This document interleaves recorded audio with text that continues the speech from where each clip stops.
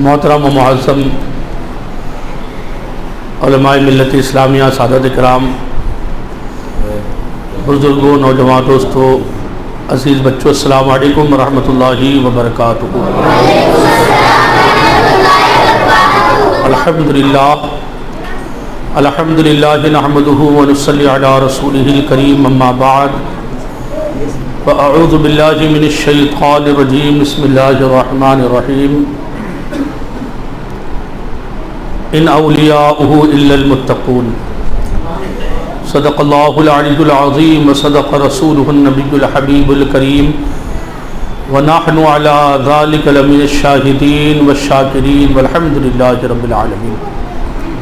آئیے بلا کسی تاخیر ہم اور آپ انتہائی عقیدت و محبت کے ساتھ اپنے آقا و مولا تاجدار مدینہ، راحت قلب و سینہ، جان عالم و جان ما روحی فدا حضرت محمد رسول اللہ صلی اللہ تعالیٰ علیہ وسلم کی بارگاہ بکسمنا میں جھوم جھوم کر ہدیہ درود پاک پیش فرمایا پڑھ اللہم صلی علی سیدنا مولانا محمد طب القلوب ودوائها وعافیت الابدان وشفائها ونور الابصار وضیائها وآلہ وصحبہ وبارک وسلم دائما ابدا۔ صلاۃ و سلام علیک یا رسول اللہ، صلاۃ و سلام علیک یا حبیب اللہ صلی اللہ تعالی علیہ وسلم۔ آج ہم اپنے محسن، اپنے مربی اور ہم میں سے بہت سارے لوگ بیٹھے ہوئے ہیں، ان کے مرشد گرامی کہ عرس کی تقریب میں حاضر ہیں۔ حضور اشرف الفقہاء کی مجلسوں میں آپ کے بیانات میں مجھے نا کے برابر بیٹھنے کا موقع ملا۔ ایک دم تو نہیں کہوں گا کیونکہ آخر عمر میں کچھ پروگرام اٹینڈ کیے ہیں میں نے، اس وجہ سے ابھی جو آپ نے الحمدللہ پورے پرمغز اور معلوماتی خطاب سنا، ویسا تو میں خراج عقیدت پیش نہیں کر سکتا، مگر ہاں یہ بھی نہیں کہا جا سکتا کہ خراج عقیدت بھی پیش نہیں کر سکتا ہے۔ جنہوں نے سورت کو 40 سے زیادہ سال دیے ہوں، ان کے بارے میں سورت واسی کچھ نہ کچھ تو بول سکتا ہے، اور اگر نہ بولے تو بڑا ناشکرا ہوگا۔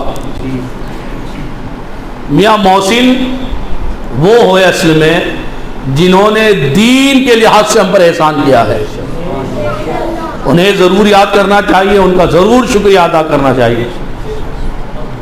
ہم عرس مناتے ہیں، پہلی بات یہ کہ عرس کیوں منایا جاتا ہے؟ عرس آپ علماء سے سنے ہوں گے، جب ایک بندے مومن کی پہلی رات ہوتی ہے قبر میں اور تینوں سوالات میں وہ کامیاب ہو جاتا ہے، تو فرشتے کہتے ہیں نم کا نومت العروس، سو جیسے دلہا سوتا ہے۔ حکیم الامت علامہ مفتی احمد یار خان صاحب نعیمی میرات المناجم میں بیان فرماتے ہیں کہ دلہا سوتا ہے، کیوں کہا؟ ہم سب دلہے بنے ہیں، اور جو نہیں بنے اللہ ان کو جلد سے جلد بنائے، برکت والا دلہا بنائے، سنت رسول کے فیضان سے مالا مال دلہا بنائے۔ نم کا نومت العروس، سو جیسے دلہا سوتا ہے۔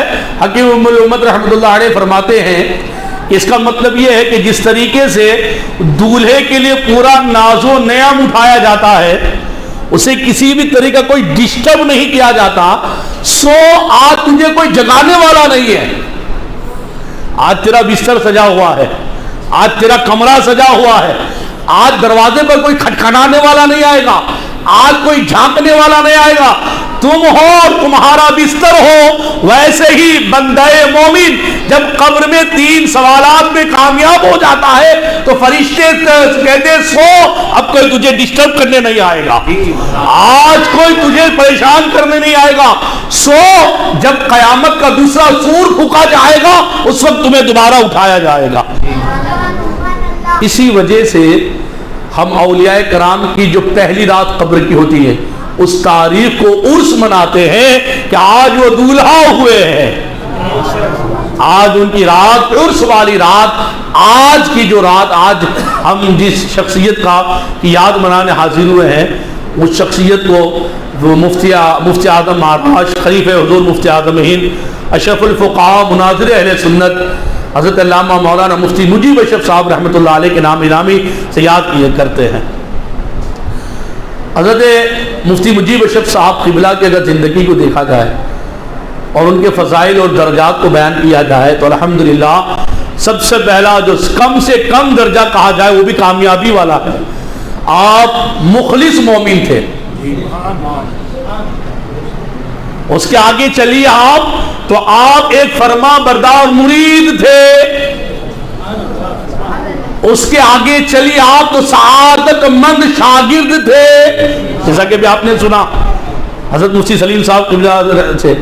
اس کے آگے چلیے تو آپ ایک عالم تھے، اس کے آگے چلیے تو عالم باعمل تھے۔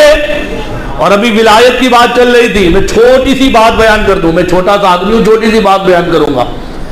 آج جس دور میں ہم گزر رہے ہیں، جس دور سے گزر رہے ہیں، اس میں نت نئے آئے دن پیر وجود میں آ رہے ہیں اور آئے دن مزارات بن رہے ہیں، آئے دن ولایت کا اعلان ہو رہا ہے، یہ ولی وہ ولی وہ ولی، حالانکہ ان کے اندر دیکھا جائے تو پیر کی کوئی نشانی موجود نہیں، ولایت کی کوئی نشانی موجود نہیں۔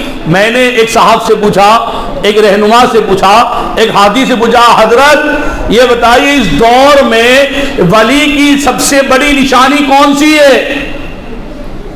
ولایت کی سب سے بڑی اعلیٰ نشانی، کیونکہ ہم تو دیکھ رہے ہیں کہ آج عمل کرنا بڑا مشکل ہو جا رہا ہے۔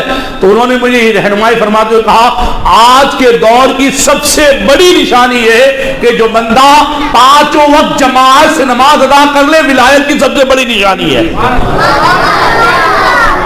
اب آئیے یہ بات ہم مفتی مجیب اشرف صاحب رحمۃ اللہ علیہ کی زندگی میں دیکھے تو الحمدللہ میں نے مفتی سلیم صاحب جو ان کے مرید ہیں اور ان کے خوشاچی، میں اس پر بھی آؤں گا، میں حضرت علامہ ذاکر رضا صاحب قبلہ کو دیکھ لیں، ہم عزیز العلماء حضرت مولانا غلام مصطفیٰ صاحب قبلہ، ان بزرگوں کی زبانی سنا ہے، اور حضرت علامہ خیر حسن صاحب قبلہ ان کی بھی زبانی سنا، سب سے پہلے انہی کی زبانی سنا تھا۔ وہ فرما رہے تھے کہ مفتی مجیب اشرف صاحب صرف نمازی نہیں تھے، بلکہ اس دور میں نمازی کی ایک صفت جو نایاب ہے، جو مشکل سے مل رہی ہزار جمع ہو جائے اور اعلان کیا جائے اس درجے کا کوئی نمازی ہے تو شاید باید نکلے اس درجے کے نمازی مفتی مجیب اشرف تھے۔ وہ یہ تھے کہ آپ الحمدللہ صاحب ترتیب نمازی تھے۔ نمازی مل جائیں گے آپ کو، مگر آپ پوچھئے کہ آپ صاحب ترتیب ہے؟ کیا آپ صاحب ترتیب ہے؟ صاحب ترتیب جانتے ہیں آپ؟ آج یہ درجہ، اس درجے کے نمازی اتنے کم ہو گئے کہ صاحب ترتیب بھی ہم پہلی مرتبہ سن رہے ہوں گے۔ کتنے ایسے ہوں گے کہ صاحب ترتیب لفظ بھی، کہ ایسا بھی کوئی نمازی ہوتا ہے؟ آج ہمارے نماز کا حال کیا ہو گیا معلوم؟ کہ ہم میں جو نمازی ہے نا اس کو ہم بڑے درجے کا دیکھتے ہیں۔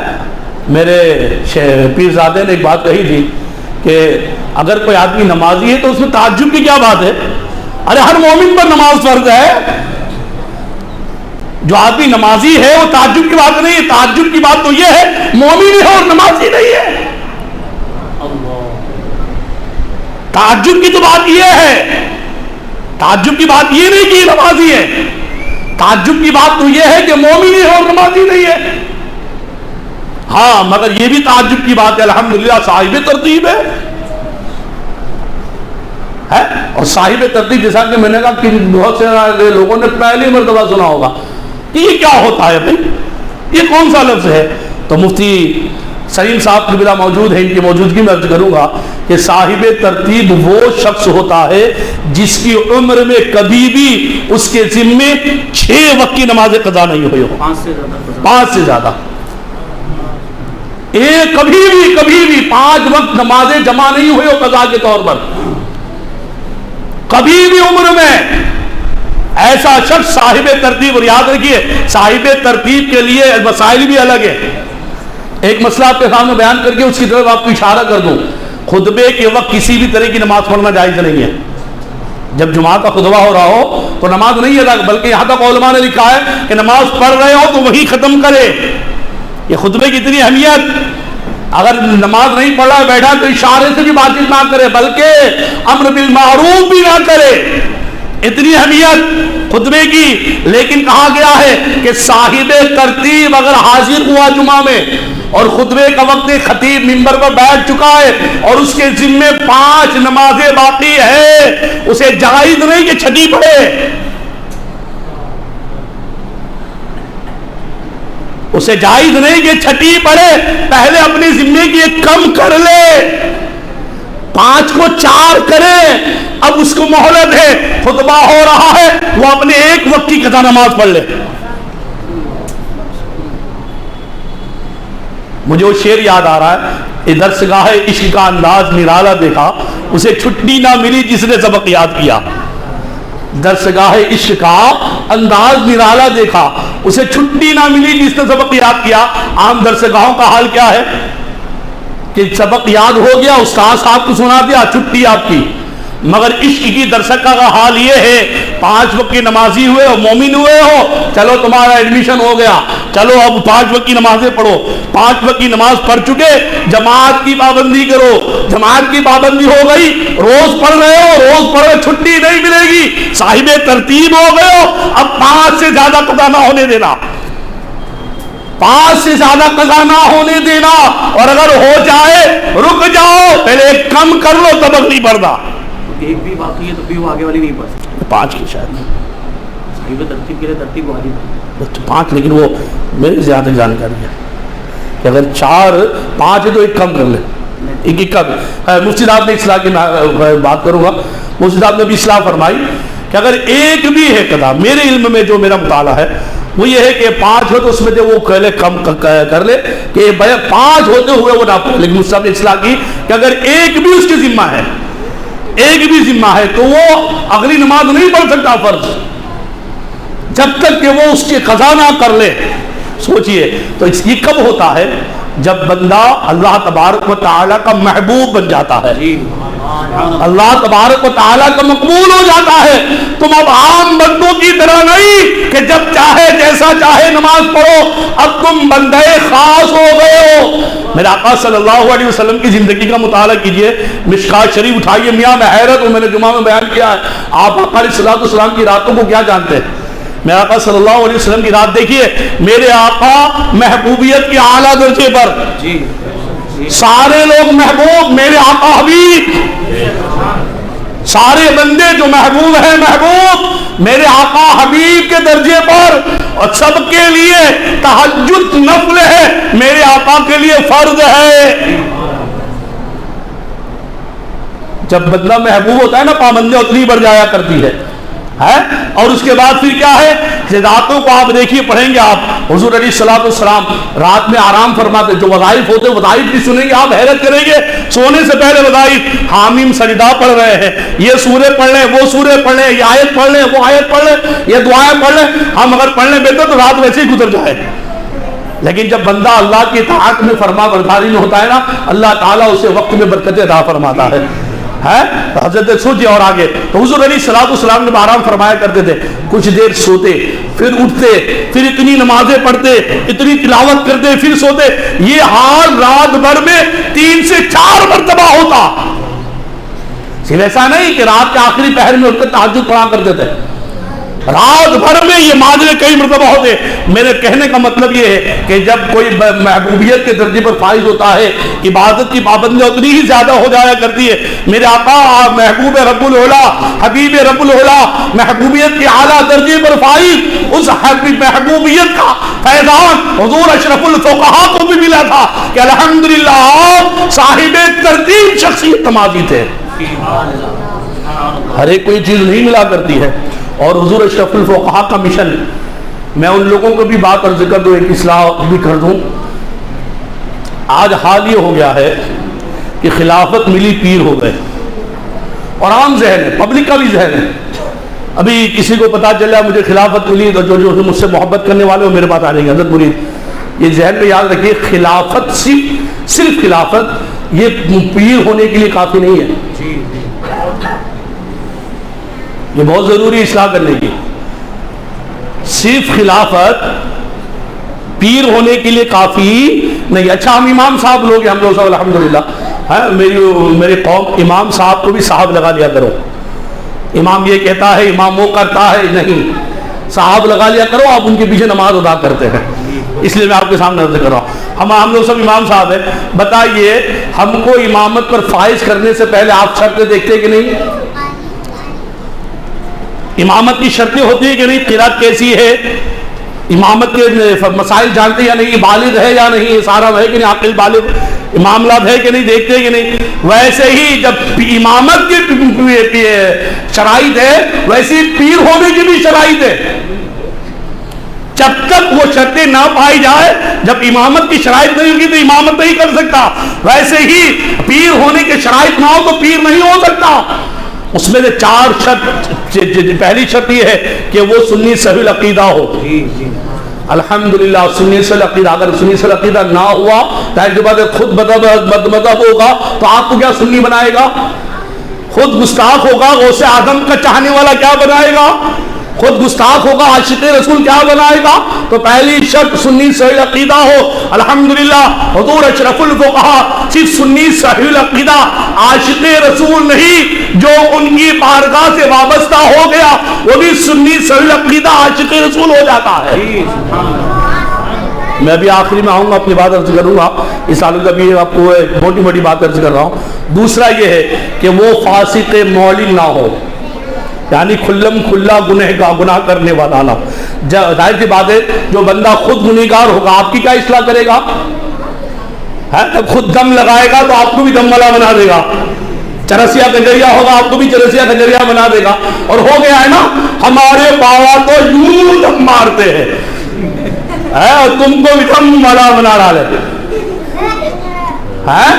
گالی گلوچ میں بولتے بابا کی دعا ہے. لعنت ہو یار, عقل لگتے ہو کیا کھاتے ہو؟ اناج کھاتے ہو, گوبر کھاتے ہو, تم دعا کو, گالیوں کو بھی دعا سے تعبیر کر رہے ہو معاذ اللہ. حضور اشرف الفقہا الحمدللہ. ارے میاں جس کی مجلسوں میں بیٹھنے والے علماء ہو, علماء ہر جگہ نہیں زانو ادب طے کرتے ہیں.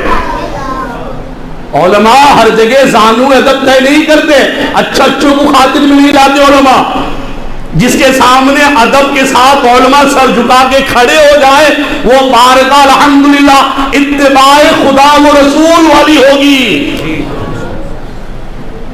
میں یہ بھی بتا دوں, اگر مرید ہونا اب یہ میں خیر آخر میں بات کروں گا تو فاسق معلن نہ ہو. تیسرا یہ ہے کہ اس کا سلسلہ رسول اللہ صلی اللہ علیہ وسلم سے ملتا ہو.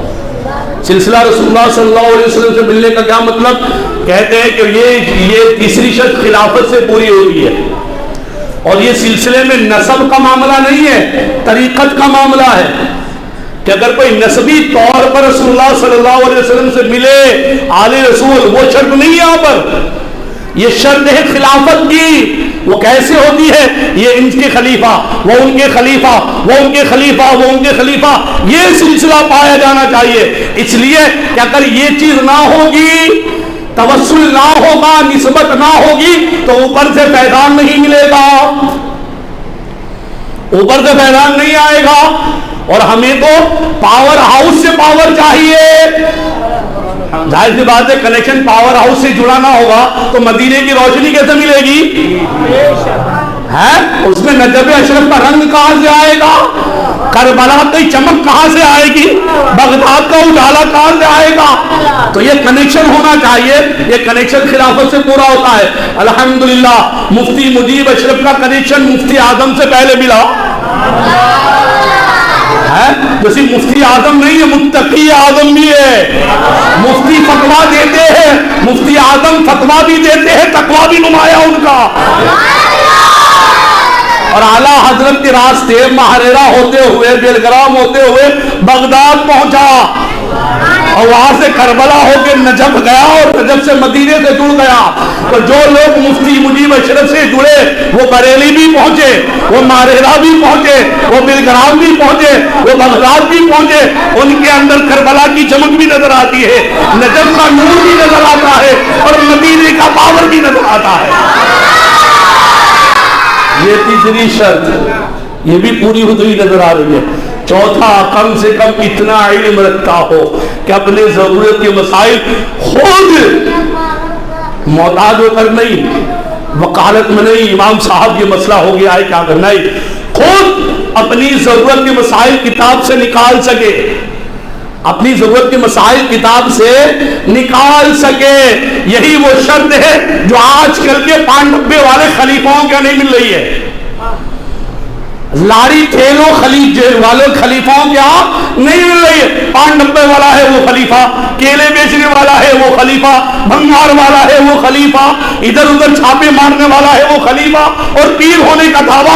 मियाँ तुम 5 डब्बे का इल्म रखते हो, कुरान और हदीस का इल्म नहीं तुम्हारे पास। तुम केले बेचने का इल्म रखते हो, कुरान और हदीस का इल्म नहीं है तुम्हारे पास।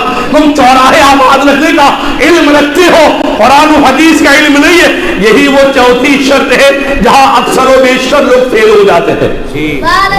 अक्सर व बेशतर अल्हम्दुलिल्लाह मुफ्ती मुजीब अशरफ साहब ने चौथी शर्त जो इल्म की है ऐसी ने, जैसे कि अभी मैंने बताया, दूसरी शर्त में बताया कि हुजूर अशरफुल फुक़हा सिर्फ आशिक़ रसूल नहीं थे, जो बारगाह में आ जाता था वो आशिक़ रसूल हो जाता था। वैसे ही मुफ्ती मुजीब अशरफ साहब की जो पीर होने की चौथी शर्त है कि इल्म रखता हो। अल्हम्दुलिल्लाह सिर्फ आप आलिम ही नहीं थे, आपके मुरीद और आपके खुलफा में कसीर तादाद में उलमा की तादाद नजर आती है।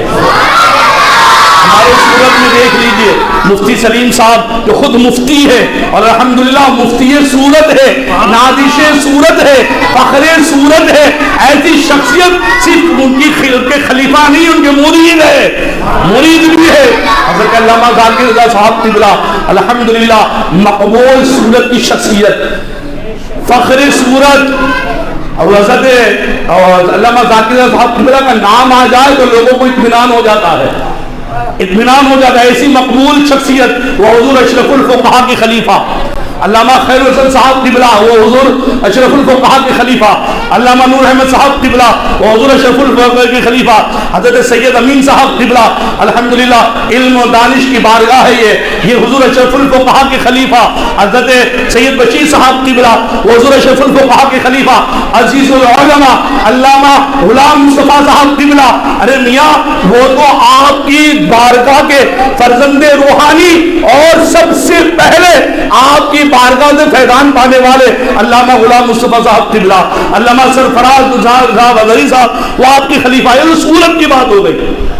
तो जिसके खोशा चीनों में उलमा हो उसके इल्म का हाल क्या होगा है। जिसे दुनिया मुफ्ती आज़म महाराज कहे, जिसे दुनिया अशरफुल फुक़हा कहे, इसे दुनिया मुनाज़िर इस्लाम का इतिहासिया मुनाज़रा आपको याद हो, मैंने अभी कुछ दिन पहले ही देखी है वो बात भी। खैर अब ये बात हो गई। अब आखिर में एक बात अर्ज़ कर दूं, तो ये 4 शर्तें हैं जिनके अंदर पाई जाएगी वो पीर होने का हकदार होगा।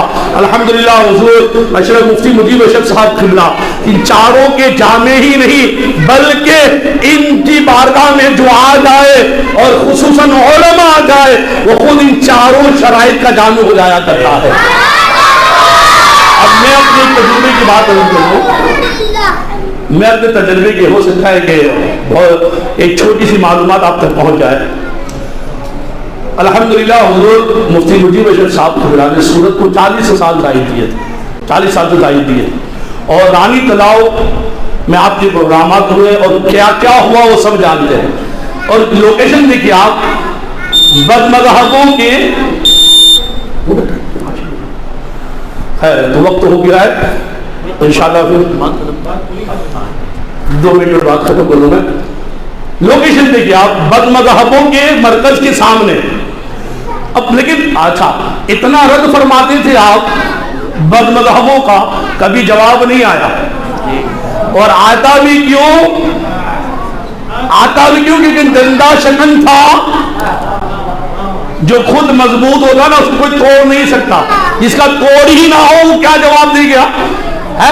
लेकिन हाँ मैंने देखा, आपको हंसी आएगी, मैं गालिबन नया फारिग हुआ था और नाश्ते के लिए झापा बाजार गया था। मुझसे साहब रबीउल शरीफ के दिन चल रहे थे और भटियारा वार्ड झापा बाजार में है ना, वहाँ पर कारी अहमद अली भड़केश्वरी اس کا پروگرام تھا، بڑا اونچا اسٹیج بنا ہوا تھا، شاید پتہ نہیں ربیع الشریف کے دن تھے یا اس کے بعد کے دن تھے، مجھے اتنا دھیان نہیں ہے. بہرحال اب کہاں رانی تلاؤ اور کہاں جھاپا بازار، کہاں جھاپا بازار، وہاں مرکز، یہاں مرکز نہیں. مفتی مجیب اشرف صاحب نے کوئی بات وہاں کہی ہوگی، میرا کبھی وہاں جلسے میں جانے کا اتفاق نہیں ہوا. یہاں بھرگیشوری کے رات، ارے رانی تلاؤ میں مفتی مجیب اشرف نے یہ کہا، میرے ساتھ میں تھا نا، تو میں یہاں کہاں چلا رہا، وہاں جا کے بول لو. ان کی مکاری دیکھیے، ان کی عیاری دیکھیے. ابھی تیرا مرکز وہاں، جو بات ہوئی وہ وہاں، اور ایک دن نہیں پورے 12 دن بات چلتی ہے. اور مفتی مجیب اشرف ایک دن نہیں پورا آدھا مہینہ وہاں رکتے ہیں. اور تو جھانپے میں چل رہا ہے، جان رہا ہے نا کہ یہاں جو بول دوں گا چل جائے گا، یہاں کوئی سننے والا نہیں ہے. اپنی پبلک کو بس کیپچر کرو بس. تو کسی کی ہمت نہیں کہ سامنے آ کر جواب دے. الحمدللہ کیسوں کو کیا کیا فیضان ملا، وہ لوگ وہاں حاضر ہونے والے جانتے ہیں. آخر بات اتنی ہے کہ حضور اشرف الفقہاء کے فیضان کو دیکھنا ہے تو ان کے فیضان جیتا جاگتا مفتی سلیم صاحب کی صورت میں ہمارے سامنے موجود ہے. علامہ ذاکر الحق قبلہ کی صورت میں ہمارے سامنے موجود ہے. علامہ غلام مصطفیٰ صاحب کی ذات میں ہمیں نظر آتا ہے، سید امین صاحب کی ذات میں ہمیں نظر آتا ہے. اور یہی نہیں، یہ تو علماء ہوئے. اگر ہمارگیر تنظیم اور اداروں کو دیکھنا ہو تو دارالعلوم انوار رضا کی شکل میں نظر آتا ہے، قادری مشن کی شکل میں نظر آتا ہے. یہ تحریکیں بتا رہی ہے کہ ان کے اندر جو حرکت ہے وہ کوئی اور نہیں، مفتی مجیب اشرف صاحب نے پیدا فرمائی ہے. اللہ تبارک و تعالی ہمیں مفتی مجیب اشرف صاحب کے فیضان کرم سے مالا مال فرمائے، علماء کی قدر کرنے کی توفیق عطا فرمائے. آمین آمین بجاہ نبی کریم صلی اللہ تعالی علیہ وسلم. وما علینا الا البلاغ. السلام علیکم ورحمۃ اللہ.